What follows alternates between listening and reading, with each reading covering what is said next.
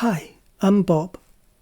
Thank you for joining me again in this tutorial on tackling the exercises from the textbook Microeconomics, Theory and Applications with Calculus, 5th edition. I hope it will enhance your understanding of the chapter and improve your skills to master the material more effectively. Here's exercise 2.5. In 2013, a federal judge ruled that Apple colluded with 5 major U.S.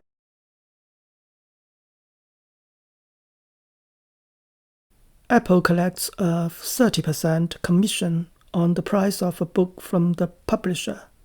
Why would Apple want to help publishers raise their price?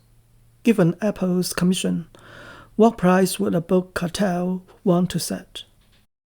We first showed that the book cartel sets the same quantity and price, whether Apple charges a commission or not, if the marginal cost is 0. If the publishers form a book cartel and operate like a monopoly, they set the cartel quantity where marginal revenue equals marginal cost. Marginal revenue equals 1 minus R times P times Q, where R is Apple's commission rate. Suppose the inverse demand function is linear. We can write the revenue function and then derive the marginal revenue function. We also know the marginal cost is 0. Equating marginal revenue and marginal cost gives A minus 2 times B times Q equals 0, the same as the first order condition for profit maximization without Apple's commission. So, Apple's commission does not affect the cartel's behavior. The cartel sets an output of QM and a price of PM to maximize its profit. Apple also maximizes its commission by helping the book cartel under monopoly profit.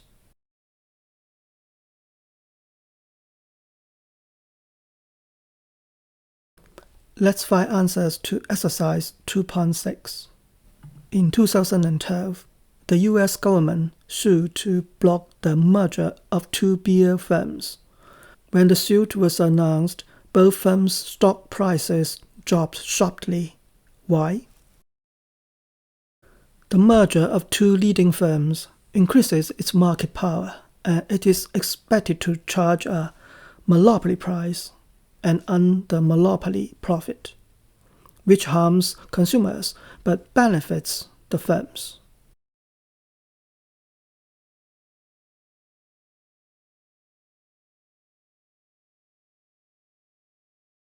However, the lawsuit made the expectation to earn more profit impossible, and therefore both firms' stock prices fell.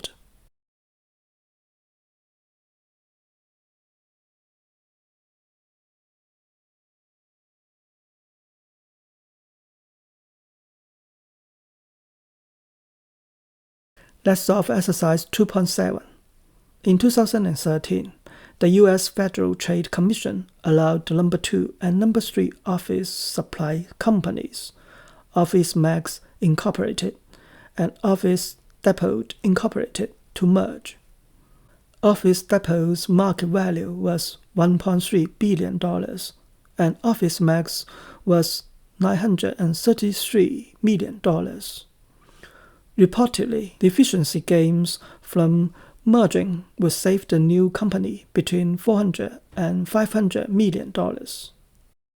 However, in 2015, a federal judge agreed with the U.S. Federal Trade Commission and blocked a merger valued at $6.3 billion between Office Depot and Staples, the largest office supply company.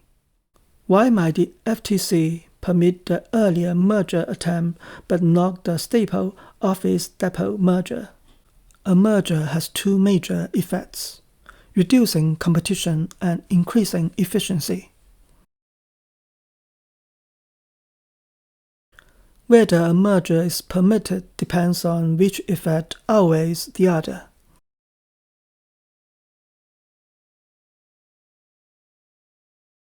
The first merger is likely to increase efficiency more than it reduces competition, while the second one may raise the concern that the combined firm has too much market power and would operate as a monopoly.